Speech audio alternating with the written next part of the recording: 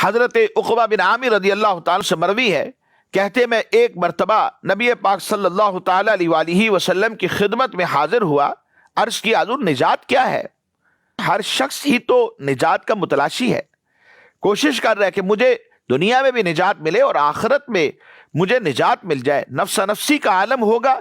یوم حشر ہوگا، اور اس روز میں نجات پا جاؤں، کس کی خواہش نہیں ہو سکتی؟ حضرت عقبہ بن عامر رضی اللہ تعالیٰ عنہ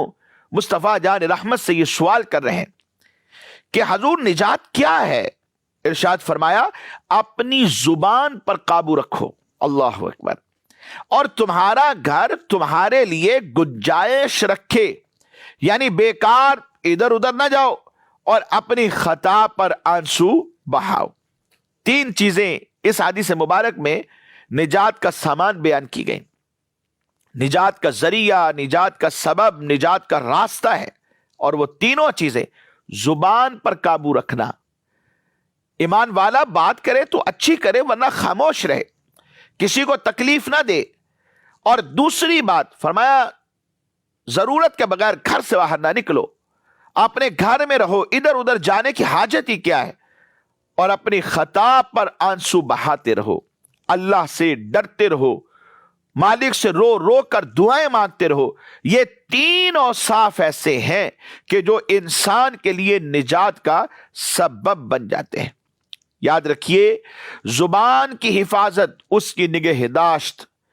فضولیات و لغویات سے اسے باز رکھنا، یہ بہت ضروری ہے،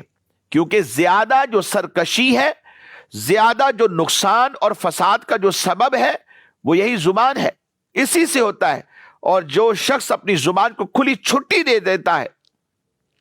اور اس کی لگام ڈھیلی چھوڑ دیتا ہے تو شیطان اسے ہلاکت میں ڈال دیتا ہے۔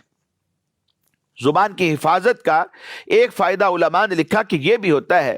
کہ اس سے نیک اعمال کی حفاظت ہوتی ہے،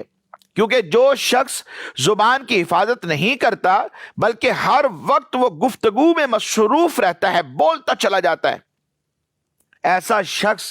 لوگوں کی غیبت میں مبتلا ہونے سے بچ جائے بہت مشکل ہوتا ہے۔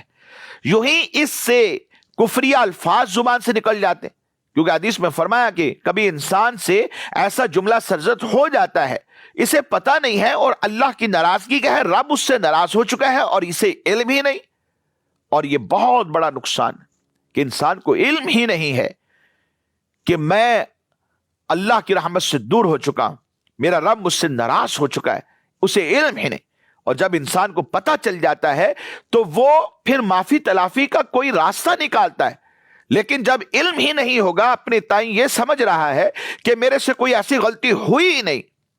وہ کیسے اس کا مداوع کرے گا؟ یہ بہت بڑا انسان کا نقصان ہے۔ اور باتونی شخص جو ہوتا ہے، بات بات پر گفتگو کرنا اور بولتے چلے جانا اور سانس بھی نہ لینا، سوچنا بھی نہیں کہ میں نے کہا کیا ہے اور اس کا مجھے فائدہ دینی یا دنیاوی کون سا ہو سکتا ہے، اس بات کی طرف بھی توجہ نہیں رہتی، ایسا انسان لازمی غیبتوں میں پڑتا ہے۔ ایسا انسان عین ممکن ہے کہ اس کے منہ سے ایسے الفاظ نکل جائے جو کفریات پر مبنی ہوتے ہیں، اور یہ بہت بڑا نقصان ہے۔